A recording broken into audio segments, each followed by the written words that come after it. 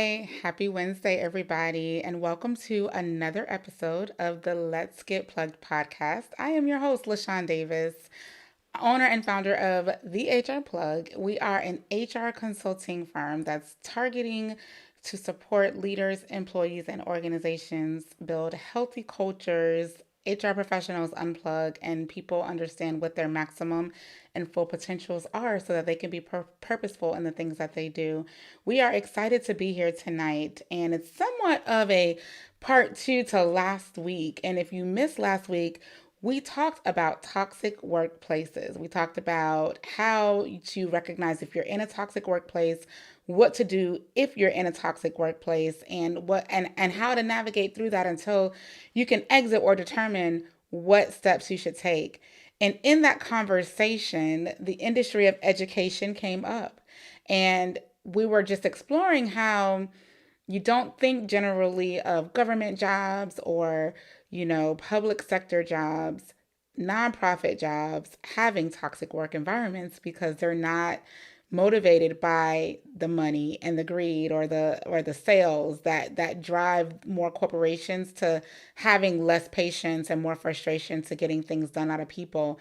But what we learned is no, it's really everywhere. Toxic leaders and just the way they behave and interact with others exist in all industries. And so tonight I am excited to have Dr. Jerri Johnson with us, who is a dominant force of a leader in the education industry.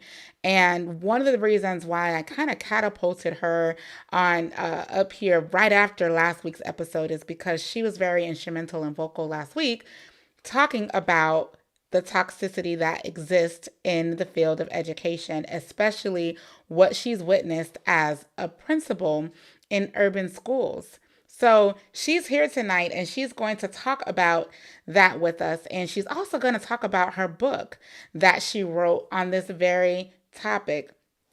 And so I'm excited to have her here. I'm excited that you are watching, whether you're watching on YouTube or maybe you're listening on a podcast audio streaming. Either way, I'm excited that you're here and I appreciate your support and being here with us through this conversation because it's not going to be an easy conversation. Educators are near and dear to my heart. My mother was a teacher, my aunt was a teacher. And so educators run deep in my family. I have a cousin. My cousin Geneva is a teacher. So I know that there are special kind of people who are teachers. There are special kind of people who work in the education industry. And so I want to make sure that we take time to, recognize them. And I want the HR Plug to also be a platform that also supports them because they have a tough job. They're compassionate nurturers, and sometimes they need to be fueled and they need to be fed and they need to be reminded that they are appreciated. And so that's why I like to take segments to education and spend time really talking to teachers and principals and people who work in the education system. A few weeks ago, we had Crystal on here. She was a teacher who also described how she escaped a toxic work environment in working in an urban school in Arkansas. And so this is not something that is unique. This is something that is widespread. And as the intention and the purpose of the podcast is to help provide resources for those who might be struggling in the workplace, that's why we're talking about this tonight. We are almost at the end of the school year, but we still have about 6 weeks for some to 8 weeks left. And if you are a leader who is struggling in education, whether you're a principal, whether you're a superintendent on the school board, whether you're a teacher, whether you're a teacher's aide, whomever you are making a difference in a child's life and you are experiencing those struggles, you definitely want to tune in to this episode tonight because our expert, Dr. Jerri, is going to share her experience, share her story, share her book, and share some advice and guidance to get you through it. And so one time, for all the teachers and the educators, a big thank you to you for your patience, for your endurance, and for your care and concern, especially for my kids, because I don't know how y'all do it with 20 when, I don't even want to do it with the 3 that I have. So, I just really want to take, time to really thank you guys for that. And so I'm going to bring Dr. J out here. We're going to get the conversation going. Hi, Dr. J. How are you? Good evening. Good evening. How are you doing, lady? Listen, I'm glad you are here. Your energy always invigorates me. So welcome to the show. And, if you are watching live, be sure that you comment. Let us know that you're here, that you're watching. Let us know what questions you have or what comments you want to make about education and the industry that we're in and the challenges that some of the teachers and educators are facing. And that's why we're here tonight. So thank you for being here, Dr. J. Excited to talk Yes, about your book, yes. your experiences, and your passion. You are, when I met you, I mean, you are just all really about helping people develop, whether that's a student, whether that's a parent, and not how to parent, but how to be a parent of a student, because we know there's a difference, right? Mm-hmm. And then all students, we're not just talking about elementary, we talking middle, we talking college. You've been there, you got the whole gamut. You got the Yes. whole, you got the whole state of Missouri, championing you, knowing who you are. So I'm just honored that you are here and you are gracing our show with your presence tonight. So welcome, welcome, welcome. And thank you for having me. I really do appreciate it, and I'm honored. I did not think anything like this would ever happen to me. I absolutely love this show, and I do watch it consistently. Especially ever since I met you, because I didn't even know it existed. Right, I'm not in the HR space. I've right. just been kind of pulled into it within the Yes. last year or two on LinkedIn, just because it's kind of a passion of mine to grow people. So I've always Mm-hmm. looked at HR as that is supposed to be the purpose of Yes. HR. We But working on not that. I know. Look, I know our right, reputation and all of that everywhere, but we are working, right? We all right. last month we educated and dedicated to HR professionals. So yes, but that is the intent, right? To help people, to grow people. And so I'm so glad you found us and we connected. And I think it was Tara, one of a past guest on a show, who really did that connection for us. So Tara, girl, thank you, girl. You looked out. Thank you, girl. Thank One of the you. things that attracted me to you, Dr. J, was that your LinkedIn headline, okay? And I think I mentioned this to you, would not tell me you were not in HR, because it said creator of safe spaces. And, for people I'm sorry, for people to thrive, Mhm. not just Not survive. just survive. Man, that hit my heart because there's so many people in the workplace that's just surviving, Uh-huh.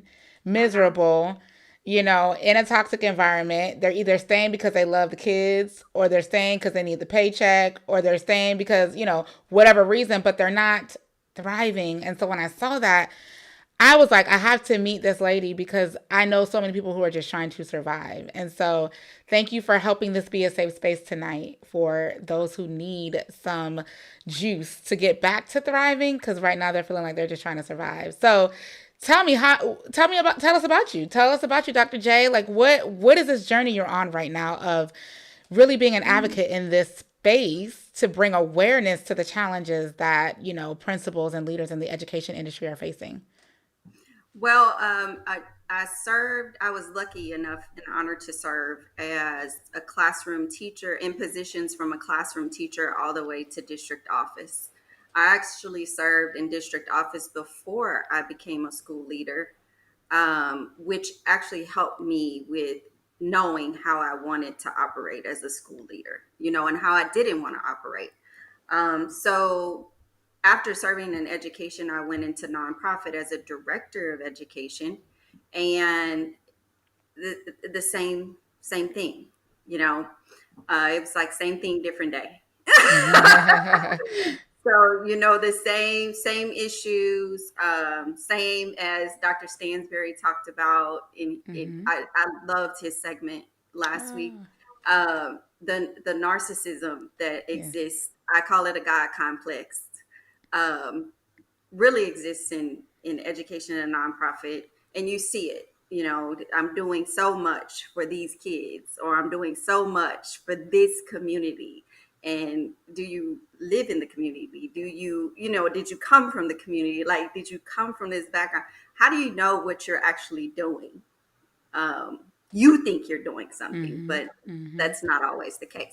So, my experience in education and the different positions that I've had gives me different perspectives. And then going from education to the nonprofit that was supporting education as well, that gave me a different look or a different lens too. So I've Mm-hmm. been fortunate through multiple layoffs, almost 9 in my Oh, career, wow. Wow. because of budget cuts in education and things like that.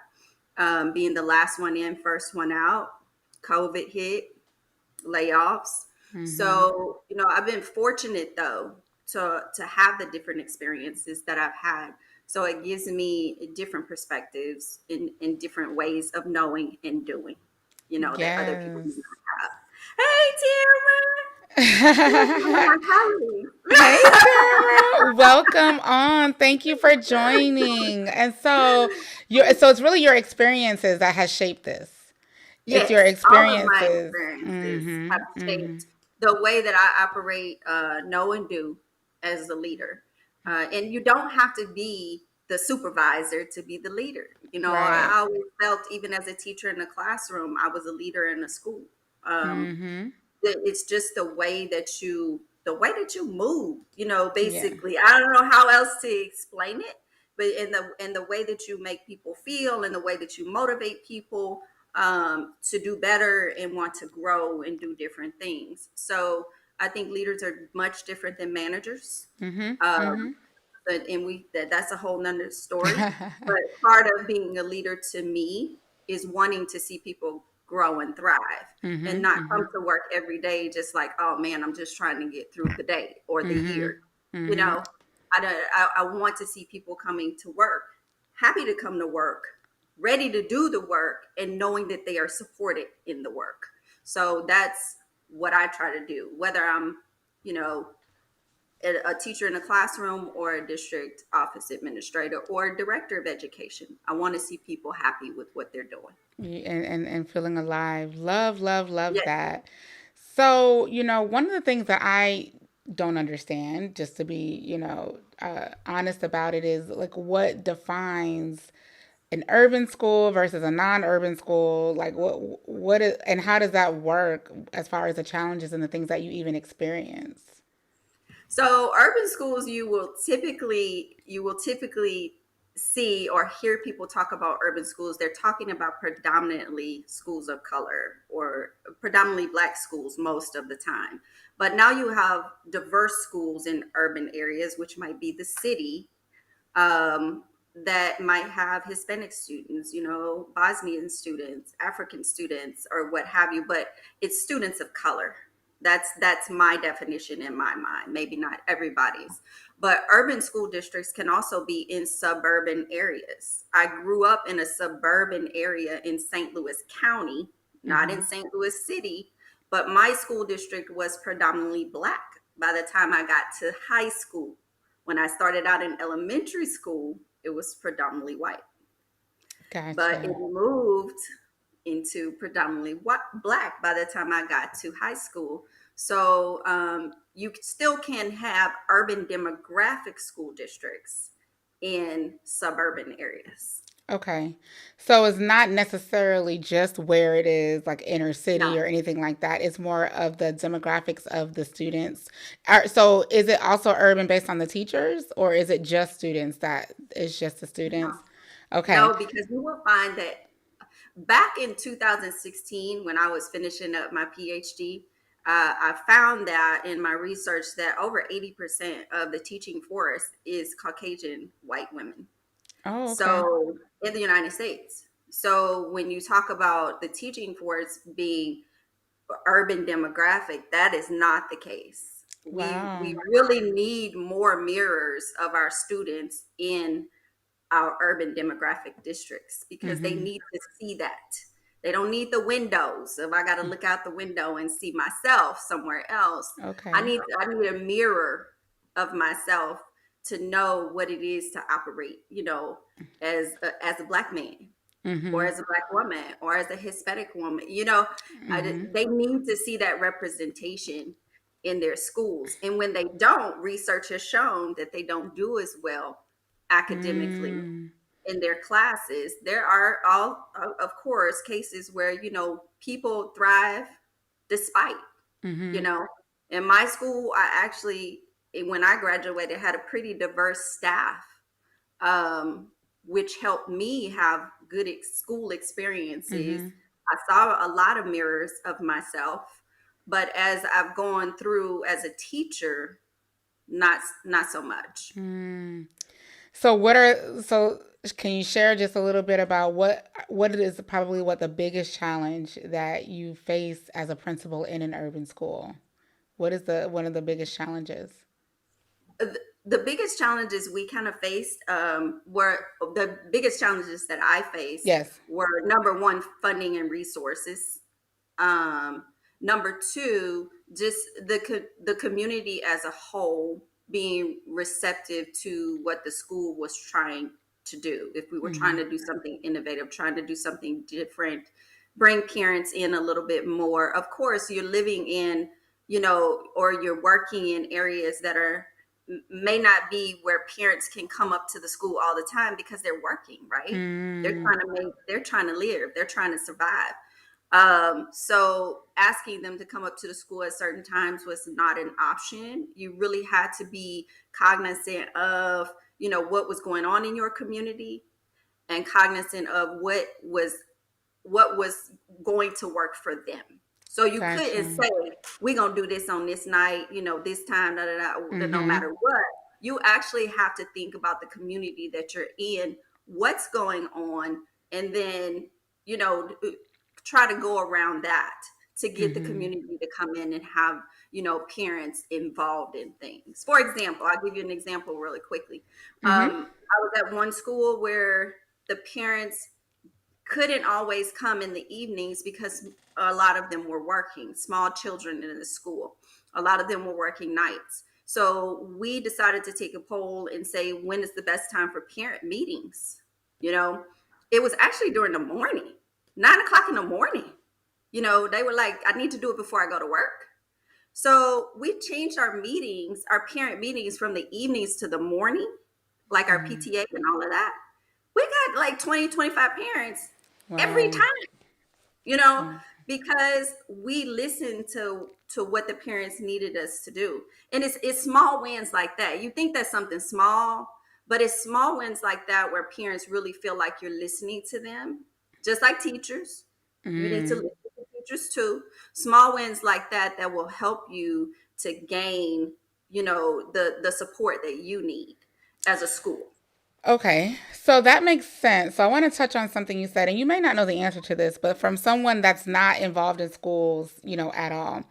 When you talk about funding, right? I think of, and every district gets a certain dollar amount. That Mhm. district has 10 schools.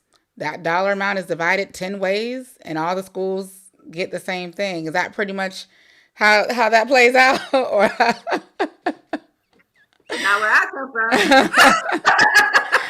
so how is it determined? Like, why is it that is it, or is it, is it results or performance that determines the budget? Like, why do the urban schools not receive the same level of funding as maybe more suburban or more, affluent schools? Affluent schools, because the funding formula, and I'm not an expert, but this is what I know. The funding formula is based off of local property taxes, state funds, and federal funds, Mm, right? So federal funds are the lowest amount of funds that you get because the state is actually in charge of schools and what goes on with schools, curriculum, written, all of that, like standards, all of that, the state. So state is next, and then local property taxes is the largest amount. So think about it. If you're in an urban area that doesn't have a whole lot of flourishing businesses, property mm. values are low.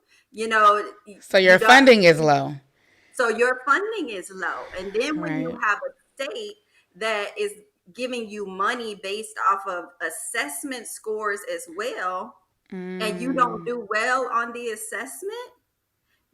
assessment affects your accreditation as a school hmm. district as too. So then your funding goes down even more. Wow, it seemed like the So formula should be backwards. it Obviously, should I be for urban schools. yes. It Because should obviously I be. need the support. I don't have an affluent community. There's not many businesses here. But wow, I never knew that. And Gloria on here, she said great. She's always wondered this because the formula for how these schools are funded is based off of the community the school is in and based off of Mhm. the value of the property. So if a school is literally in a hood, let me just break Yep. this down. Yep. Corner stores, all of that, that already makes your property down. I'm already probably one of these parents that have to work because I live in the hood, and I still can't expect my child to go to a school that's going to get properly funded just because of where we live.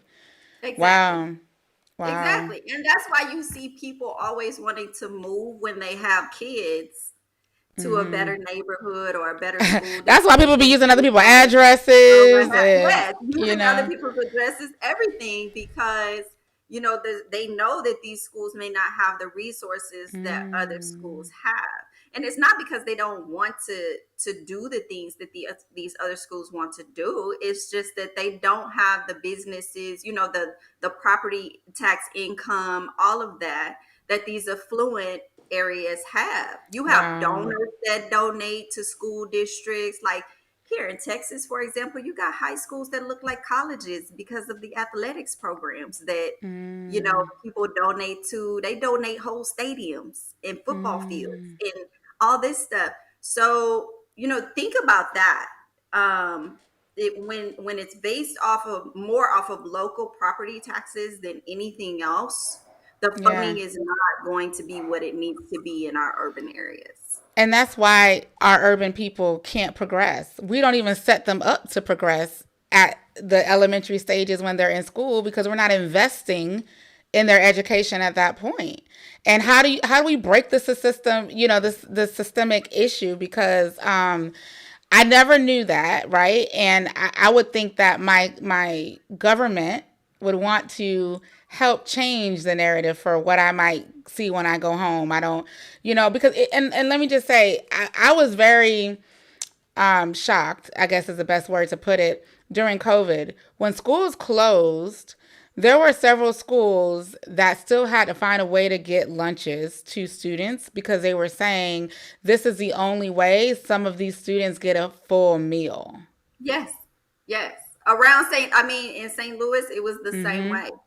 And They had that was lunches during the eye day because opening for that's the me. only way that the kids would eat, because they get breakfast and lunch from school, and some of them get snack and dinner if they're in an after school program. Wow. So yeah, so think about the kids who I had kids who were literally at school from 6 a.m. to 6 p.m. with us. And they got breakfast, they got lunch, they got And snack, they got dinner. dinner because they were in the after Wow. school program. Thank So you, yes, Tamara. Cameron, She said, that yeah, is she true. said, sounds like, yes, systemic Systemic racism is back. racism. I mean, it does. It hurts my heart because it's a cycle that how will we ever break it unless something changes? And I am a firm believer. I've said this on another podcast that our government has an obligation to help in these areas where there are Mhm. deficiencies, and this right here, I can see how this creates challenges.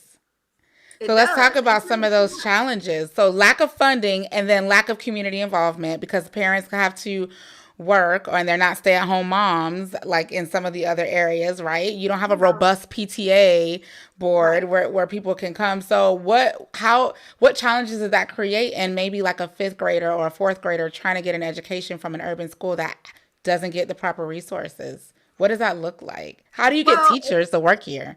Like there if you I'm a go. teacher, I'm gonna go apply for a school that's gonna get funding. I don't know that I'm gonna come to There a you school go. like this. Exactly. So then you get teachers who really, unless they have a passion for education and for kids and for helping kids in these types of areas, they're going to apply somewhere else and think about if they only get it job offers in the urban areas because they feel like that's what's left. When I was teaching at the college level, I used to tell my students, they were pre-service teachers, juniors and seniors, that more than half of you are going to end up in an urban school, urban demographic school, because this is going to be your first teaching job, and nobody's going to leave these other affluent schools that you want Wow. to go to. So I need to prepare you. Like, it's our job at the collegiate level to prepare these teachers for the schools that they actually are probably going to go into, which is in urban demographic schools. And I don't think that colleges are actually doing that. I mean, Mm. it's been a systemic problem in colleges and universities for a long time now. And with COVID, I think it's made it worse. So, for a student coming into these schools, it causes a challenge for them because you may have a teacher that's not motivated. You may have, Mm. an administrator that is there because they didn't want to be in a classroom anymore and they just wanted to get out of the classroom. So they got promoted to an administrator. I mean, don't get me wrong. I know some wonderful administrators and some wonderful teachers in urban areas that are working wonders. Like they are working miracles every day because they are that passionate about our kids. Mm. Mm-hmm. But there are a It's a lot that are calling, not. though. It's a It is calling. It's absolutely a a calling. calling. That's why I said So, you have to be graced to lead. You really do have to wow. have the grace to lead because it's not easy. And I'm not saying that our more affluent, colleagues are not having challenges. They have different challenges. Right. We're I not talking just about chose them tonight. We talking Right. I about just chose to deal the with the devil I knew and rather than the devil I don't.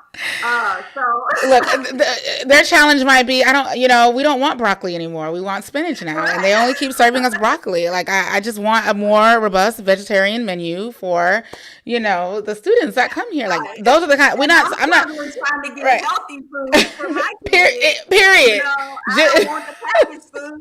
No, you can't walk in here with flaming hot Cheetos in the morning And saying that's it's your your lunch. breakfast. Yeah. No, you come get it out of my office when you leave and go home. You're not eating that for lunch. It's a So it's a different set of issues. And I just want to know, like, so do we incentivize teachers? Like, you know what, this is the need. We know we can't do it because of the budget, but we're gonna pay our teachers in our urban schools more because of the struggles, of the strategies, and all the things that they have to put in place. Is there anything like that the district does? So there are school districts that can do that. I came from a school district that did that. Paid teachers more, brought in more staff at different positions, like more reading specialists, coaches, things like that to Mm, support teachers and things like that. But it's the funding is usually not sustainable for that.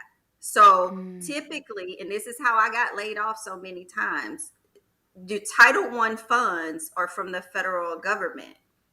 And so Title One funds fluctuate every year from the federal government because, once again, most of your budget is local property taxes and then some state funds, right? mm-hmm. So federal funds fluctuate depending on what the feds want to give out. So those positions are very fluid. One year you might have reading specialists and extra coaches. One year you might not. One year you might have an extra or two administrators in district office to help out. One year you might not. So you never know with those types of positions Mm, how many people you're going to have. And in urban districts, it's really fluid. Like you could be there 1 year. I was there 1 year, and then next year I wasn't. Then they asked me to come back the next year, and then they got laid off mid-year. Then they asked me to come back in January. mm. It's the funding just is unpredictable. I It's see. very unpredictable, and then they restrict how you can use the funding with federal funds as well. So there's a lot of restrictions on it. And if, as a district, you are not very innovative or really know what you need, not just what you want, really know Mm, what you need, then it's going to be difficult for you to even spend those funds. And if you don't spend the federal funds, you lose them. mm, So you gotcha. have to spend them by a certain date on what they say you can spend it on, or you lose them. And that was another challenge in our schools too, is when you get the federal funds. For me, my experience has been as a leader, I didn't get federal funds most of the time until October. Mm, School starts in mm, August. So you asked me to get the federal funds in October or November, then I got to spend them by like February. So mm, it's like, what, huh? And then you got to figure out, what can I spend it on? What can I not spend it on? What do I actually need? And if you're not a leader who thinks forward, like thinks forward on and makes a list. This is what I absolutely need to get my staff to where they need to be, and you know where your staff needs to be, then that's Mm-hmm. going to be a problem. So you got to be a forward thinker. You got to be an innovator. You got to know what your school Hmm. needs. Um, Wow. so it's just Wow. it's a lot of different things that you have to think about as an urban school leader. There's a lot of moving parts. And there are people that do it extremely well, and I know a Mm-hmm. good amount of them that Mm-hmm. do it extremely well and love it. But there are some of us who we sink. You Mm. know, it's like a First of all, sinking boat. because y'all don't pay enough. Teachers don't get paid enough to deal with some of the foolishness that they have to deal with in a regular school. Like I said, I don't even have the time barely like my kids. So I can't imagine, having 50 or 30, however many class, the classroom sizes and having to, deal with every little individual need. And yeah, I mean, I haven't looked or researched a teacher's salary, but I remember at one point they was forgiving student loans if you was a teacher. They were trying to, say, can we get more teachers? We don't have enough. Y'all don't pay enough, and so that's probably one of the reasons why it's harder to not just staff teachers, but then, oh, by the way, you want me to come work in a school that you don't even want to fund? Exactly. And teachers are one of the top 30 professions that are in the most student debt. Because a Mm, lot of people don't understand that these states require teachers to go back to school to get master's degrees to keep their certification, or get mm, doctorate degrees to keep their certification for leadership and things like that. We continuously have to spend money to educate ourselves, whether mm, it's during the school year or over the summer. Teachers are always doing something to educate themselves or make money, because we are constantly putting out money. mm, So, I'm one of those people. I got a PhD, but my student loan debt, my mm-hmm, life set up a little bit different. mm-hmm, So, mm-hmm, mm-hmm, but that's because I wanted to do, there were certain things that I wanted to do, but there were also certain things that I had to do to keep my educator certification in the state of Missouri. And then I moved to Texas, and now you got to where do if you move, you might have to do all of your coursework over again, or do another test or Ooh, whatever. So it's not easy for teachers to just up and move like people think that they mm-hmm, can, out of state or whatever. It's not easy. It's a whole other mm, ball game when you move out of state. So that's why teachers kind of stay in the areas that they know, mm-hmm, mm-hmm. get a job or what have you, because it's very difficult to move sometimes out of state and get your certification again. Wow, that is enlightening. So let me take this. So your book, right? Chronicles of an Urban School Principal. If I'm a principal and I'm watching this right now, and I have an urban school and I'm yelling at the TV, why you all in my business? I ain't got she right.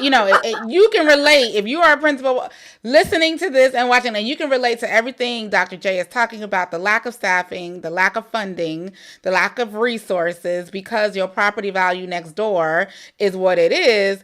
What can they do, or what are some of the things that you did to keep your teachers who were there motivated and engaged? What are some of the things you did to help in that area that they might want to consider?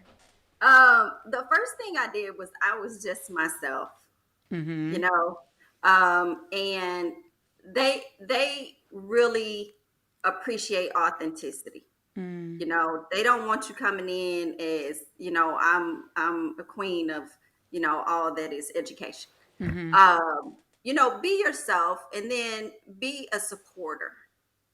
Be a person that is there to support. Like I used to tell them, I'm gonna let you be the professional that you are until you show me that you're not. And then when Mm-hmm. you're not, I'm going to try to support you through that. But there's only two things that I can do, basically: cut you up or coach you out. Mm, It's two things that I can do. I would rather coach you up because I want you to stay here and I want us to work together, like as a team. mm-hmm. I want the dream team. So that's what I'm working towards. That's the type of campus that I wanted.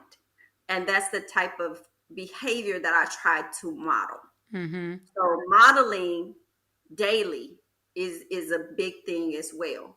So I was you there every can't day. walk around mad. You can't walk No, around absent. You got to show up and be there just like you're expecting them to be there. And so you're, exactly. I got you. So you're saying, number one, be real.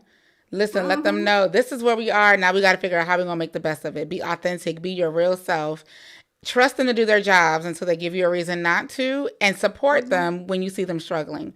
And then be there right in the trenches with them, Yes. and see yourself just right there as a team, not hierarchical, like I'm up here, y'all down here, but we're all together. We are one. And that you has helped with you Yes. maintaining those relationships. I like how you said on my campus, okay, on your at your school and on your campus and things like that. Yeah. So, and that that holds true outside of schools too. If leaders just in general would just be authentic, be real, be honest, be transparent, that's what builds trust. People stay at companies and jobs because of the leader, Hmm. not because of the situation. They know it's an urban school when they go to work there. Now, it's your job to keep them there by supporting them and being there with them through it. So when they leave in 2 years, it can't be, oh, they left because this is an urban school. No, they knew that 2 years ago. It's like the role you play as a leader has so much to do with their experience. And so a lot of teachers believe their workplace is toxic because of the lack of support from their principals. So that's why it's important, I think, what you're saying, to be honest and be there for them and support, what they're trying to do and trust them as a professional. So Yeah. tell me about your book. What can we? Who is your book for? If I work in an urban school, live in an urban area, parent, staff, teacher, bus driver, student, who should be reading this book? Anybody who deals with kids, Anybody? anybody Okay. who is in the life of a child, because Mhm. in my book I have parent tips, I have leadership tips, and I have teacher tips. But it's so relatable to everybody who is engaged in a school. I mean, the scenarios not only talk about teachers and myself, it talks about, cafeteria staff. It talks about, Mm. you know, um, dealing with your staff and things like that. So it talks about my custodian at one point. Mhm. Because it takes a village, right? It definitely I mean, takes a it village. does. It does. It's The definitely. security staff, Mm. all of that. So it does take you interacting and being supportive of everybody in the building, Mhm. from the custodial staff to your teachers in the classroom, your office staff, all of that. Mhm. So I try my best as a leader to make sure that people knew that I had that back. Even the parents a lot of times have things that they're bringing to school, bad school experiences that they're Mhm. bringing their own kids to school with, that they transfer to them. Um, but for parents to know that you are responsible. Responsible for supporting everybody, not just your child or you. I'm responsible for supporting teachers, custodial staff, everybody on that campus. I'm responsible for, Mhm. and Mhm. it's just one of me. So who is, and this when we get into the toxic Mhm. environment, who is supporting the principal Mm. is the question. Because you want a principal to support their whole campus, multiple parties, stakeholders going on here, community, parents, teachers, kids, all of that. But is the district office supporting the principals, Mm. is the question. So I have encountered some toxic leadership in people who have supervised me, and try my best not to transfer that to the Mhm. people that I have to Mm. supervise and support, because it's difficult. Y'all, Like, you all need like a principal resource group where y'all could just, man, get together and and help each other. Cause a support group, yeah, right? cause cause that's really why one of the reasons why we started the Unplugged conference, because HR professionals were in the same boat. Their task with taking care of everybody and everything else. But who was supporting them? Who was there for them? They're constantly pouring out. They're constantly sacrificing their time, schedules, families, freedoms for everybody else, and nobody was them. But it sounds like principals are the same. And I also love the way you put that principals are responsible for every position, from the Yeah. custodian to the cafeteria worker to security to the administrative staff to all of that, the teachers' aides and Mhm. all of that. And I just never really put that into perspective because you just think teachers, right? You just think about Right. the teachers you see every day. Wow, wow. Yeah. I mean, even if you have assistant principals, you're still responsible for them. Mm-hmm. So when I tell people like I'm responsible for kids from my door to their door Mm, legally, responsible for that right. child, on the bus, walking, whatever. I'm responsible for that child. Think about how that's a weight, Yes. and then you go Yes. home, you have to worry about your own kids or Right. your own family. So it, once again, we just need to learn. And I say this at the end of my book. We just need to give people grace. Everybody has Mm, a story and everybody's dealing with something on a daily basis. uh, we really need to think about before we react to something. Where is this coming from? Like, mm. what happened to you? um Yeah, that. I mean, that's a lot. And this, I guess, is this why it's important? These the representatives, the district representatives and things like that, what their stance is on education, right? Because a lot of the mhm. funding and the choices and the decisions come from that person. That's so these are like a vote. You got to need. This is why voting is important. You need to Yes. vote and understand who your representatives are in the areas that they're running for, and what is their stance on education. If your child's education is important to you, or if you are in a community that's urban and not getting the funding from the school, we need to be asking these people running for office, what is your stance on education, and how can you support the lack of funding, or what can we do to get more community engagement to help support the school where the government can't. That all of that plays into that. And our school boards are another issue because our school boards are elected school boards most of the time, Mm, unless it's a state appointed board if the school district has always wow. accredited. But they're typically not educators. They're not former educators. So it's like Wow. me as an educator sitting on a medical board. Wow. And these are the people making decisions about schools, and These they've are the people never making been in decisions one to about operate one. policy and everything else and have not Wow. So run a you mean wait, wait, school. wait, wait. So a prerequisite for being a part of the leader of a school board, so as a principal I report to this person, has nothing to do with me having an educational background, working in a school as a teacher, as a principal, none of that. Oh, because I don't know any surgical operating room that I'd be able to go and perform surgery for and not have a medical background. Or okay. Say that Wow. again. Wow. I did not know that. So the people that are you guys are depending on to make decisions that prepare or support you to do your job well, to take care of the kids that you're responsible for all day, are people who don't even understand the work that you do, don't understand the things that you need, and are people that we vote on and elect to be in these roles. Right. Typically, Wow. the school district superintendent is the one that's supposed to educate the board Hmm. about school district things. So why am I running for that if I don't have an education back? What is the benefit? Like I don't wouldn't if I don't know how to support this, why would I run for that? Like, okay, People all have right, their own agendas, and people cause have, like that you said, and mind you, there may be good-hearted people, then that be a want to help. teacher, understand That's my world, yeah. be a There teacher. may be good-hearted people that run for school boards, and I know some that have, good-hearted people. However, there's a learning curve there, Hmm.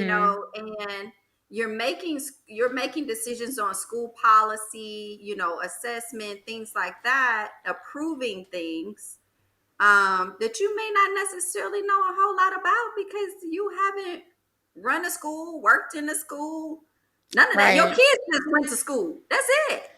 So I would say this then, if you're in a school board and you're interested in that, because I want to drive change. I listen to this podcast. Oh my gosh, I'm so driven and motivated now. I want to be a change maker. So I'm gonna go run for school board. Now I don't have to because I don't have a educational background and I know I could do it. So I'm going to do it.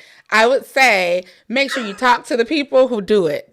Engage with the principals. Ask them what are the things that are important to you. If you're running for school board, please find out what the district needs in the area that you're running for so that you can help support them. Because if it's an elected role, my oh my, listen, I've learned so much tonight about why we get some of the, I mean, like, we go through we don't even set them up in primary school, middle school, high school. Then if they go off to college, you know they're going through those growing pains, and then they get in the Yeah. workplace and don't know how to act, and we wondering why. Wow. You should have invested in the school that they that they came from, and Exactly. we wouldn't be having some of these problems. But so it's all connected. It's Yeah. all what I'm learning. It's all connected. So the HR professionals dealing with what y'all teachers had to deal with, basically lack of Yes. support, lack of Yes. development, lack of funding, lack Mhm. of resources. Wow. But your book highlights these things and helps people overcome what to do if they're faced with this as a teacher, as a parent, or as a anybody who's around kids, right? Yes, I tried to give some real world, just like my experience, my advice. Of course, everybody, it might not apply to them or they may have tried it, but it's just some things that I feel like, maybe people need to hear the real deal about. That's all. Okay. Well, listen, we're glad you did a tell all. Did you tell some secrets? Did you name drop in the book, like who I need to go find on social media and go off because of what they did? No, I'm just No, playing. But you I know did what? not. I am going to be more mindful of, if anything I learned tonight, I am going to be more mindful of, when I am voting for, district representatives, what is their stance on education? I didn't know the close tie that had to what teachers go through every day. And so if you're listening to this, or if you're watching this, make sure you also take the time to research the individuals who are running in these leadership roles that make the decisions that have an outcome for your child. And now I'm not saying Mhm. they need to have an educational background to be a superintendent, because obviously they don't. But what I'm saying is ask the questions. What's their interest? What's their plan? How are they going to engage with the people who do the job? How are they going to understand what the needs are to be able to deliver so that your child can get a full, well-rounded education and not be a victim of a situation that they can't control, like where they live and where they grow up, right? We have to, make sure that the people who are running for these roles are doing it for the right reasons and supporting the people who are operating in these roles the right way. Right. So, wow. Listen, let's talk about this book. So, let's see here. It's on the website, right? Yes. So you can see your website here. Tell us about the book. So my book is Imagine That, and my website is fromthedeskofthedoctor.com. Mm-hmm. So the book is on there along with some things that I can do as a consultant. If you have, some areas that you want to work on in your school or in your organization, I have a page in there for my Educate You consulting services as well. So Educate You is spelled a little bit differently. It's spelled kind of phonetically, and I put a number in there too. That's just my personality to do things a little bit different.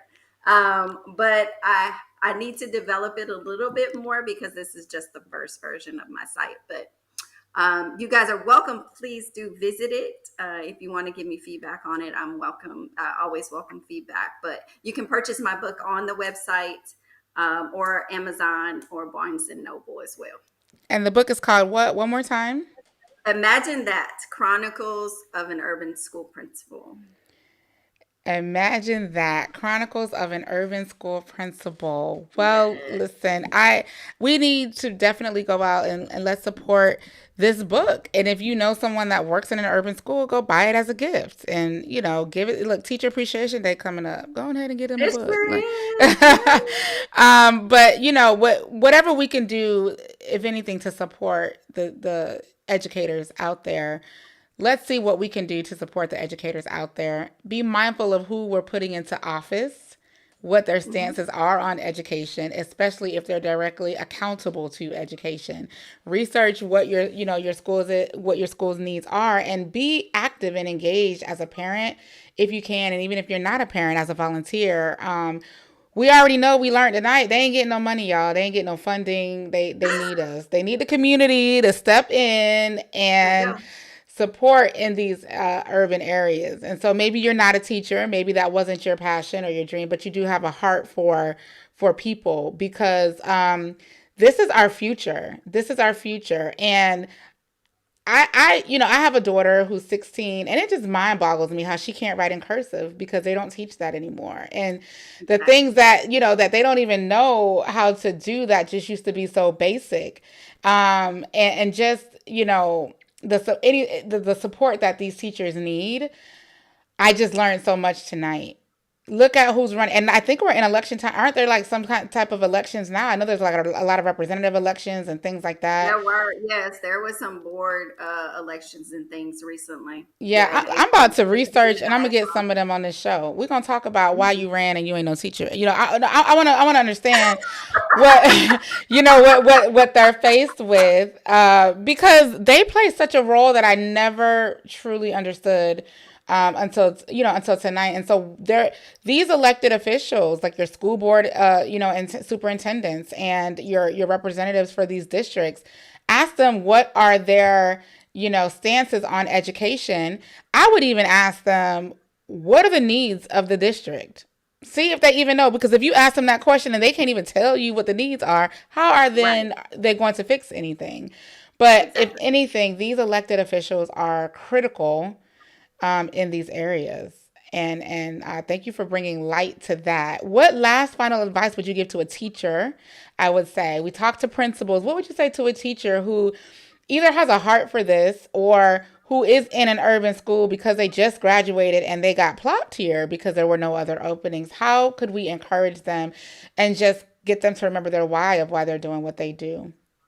Um, I would say think about that why every day Mm, and know that that is where you want to be, because it's not going to be easy, but it'll be worth it. You know, mm, sometimes you do have to change your soil in order to grow.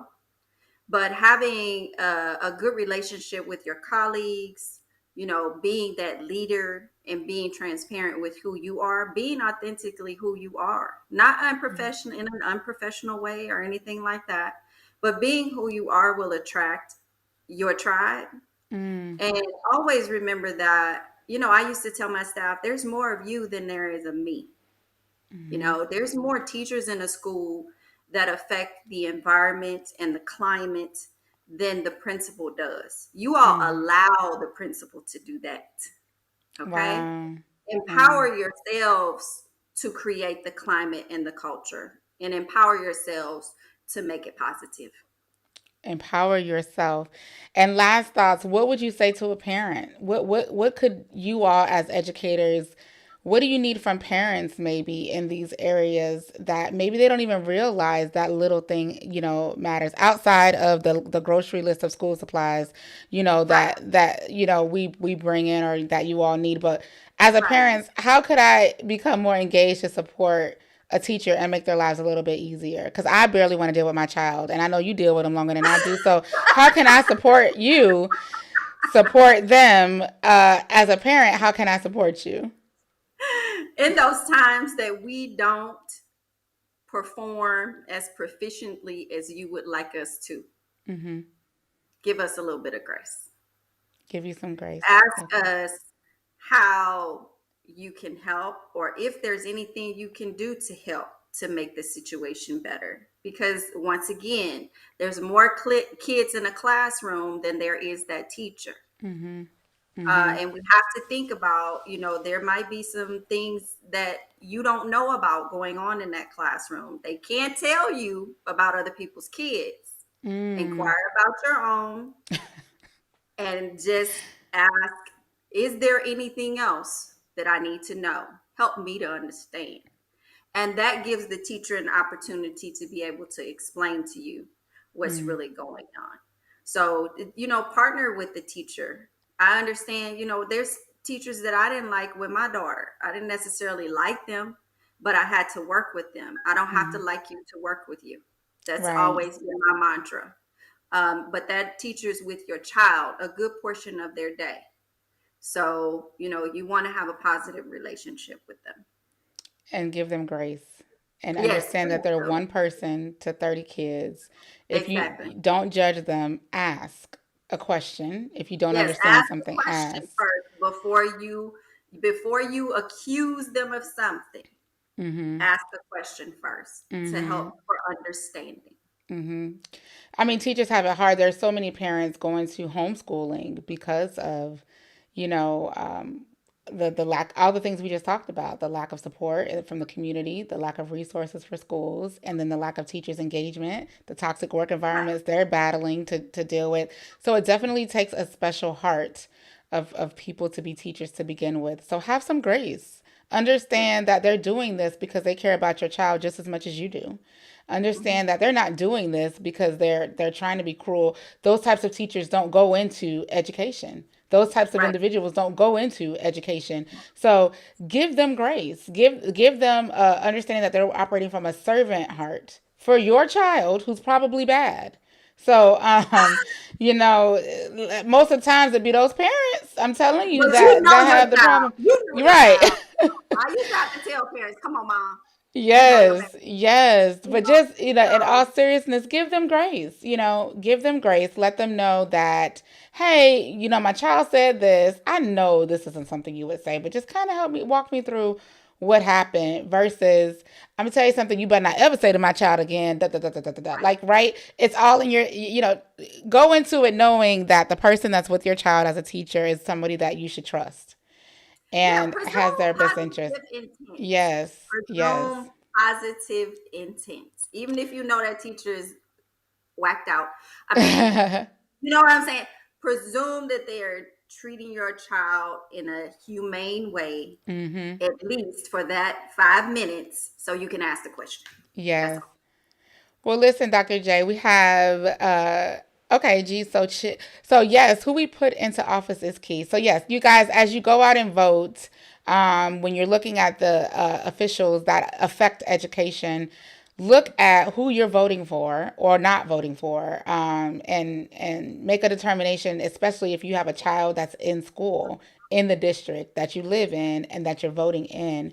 Um, it's so important. And if you are running for an official election and or a position that affects schools, and you don't have this background, ask some questions, take some Mhm. partners, and be a collaborative unit when you're trying to drive this change and do it from the heart, just like the people that you're going to be supporting in these roles. Get the community involved, get the support. It takes a village, you guys. It's not just the parents' responsibility, it's not just the teachers' responsibilities, it's not just, it's everybody, that has to come in together and play their role respectively so that we can take care of our kids and the future of our world be in good hands. So Dr. Right. Jerri, we appreciate you. We appreciate all that you do. Thank you. You I guys go appreciate get being the here. book, Imagine That, Chronicles of an Urban School Principal. It is on Amazon. You can go to the website from the desk of the doctor.com. That's from the desk of the dr.com and support her. She has her services on there. You can contact her on there. She also has her book that you can purchase from there or from Amazon. And if anybody wants to start a principals of urban school support group, reach out to her because y'all need something. Because you guys got to pour back into each other some kind of way and be a community for each other some kind of way because you're constantly giving, giving, giving, giving. And sometimes that community is helpful to have for each other. So, Dr. J, thank you so much for being here. Thank you for coming on this podcast with us tonight. And Thank you. again, best of luck with your book, but I know it's going to do well. And I hope to have you back. And when you do part two. Absolutely. All Absolutely. right, so let me get you to go to the back as I close this out. So everybody, I just want to really thank you guys for joining us, joining this episode tonight. Really wanting to remind you all how important teachers are, how important educators are, and not just teachers, but the principals, but the staff workers, but the administrative teams, and the custodians, and the cafeteria workers, everybody who has a touch in your child's experience when they're at school they matter and they're important. So have grace when you deal with them. Be respectful when you deal with them. Know that they're not getting paid probably what they should be getting paid, because it's not an industry that people go into because they want to make a lot of money or get rich. It's an industry people go into because they have a heart for students and for kids and for learning and developing and growing. So have grace, exude patience, be mindful who you vote for. We learned that tonight as well, especially if you're running in an urban area, if you're living in an urban area, or if you are a parent of a child of color that's in an urban area. This is going to affect you a whole lot. So make sure that you take the time to understand their platforms, their positioning on education. Make sure you take time to thank your teacher. Thank your principal. Thank the people that work with that work with the children and that work with the students every day, because this is not an easy job. And that's why we want to do what we can to support them. So I appreciate you guys tuning in tonight. Make sure you subscribe to this podcast, and then text somebody that you know and tell them to subscribe as well, so that we can keep this format going, keep the resources pouring in, and get you guys the things that you need so that you can do more than just survive in the workplace, but you can also thrive. So thank you for watching. And until next time, we will see you next Wednesday on the Let's Get Plugged podcast. Take care.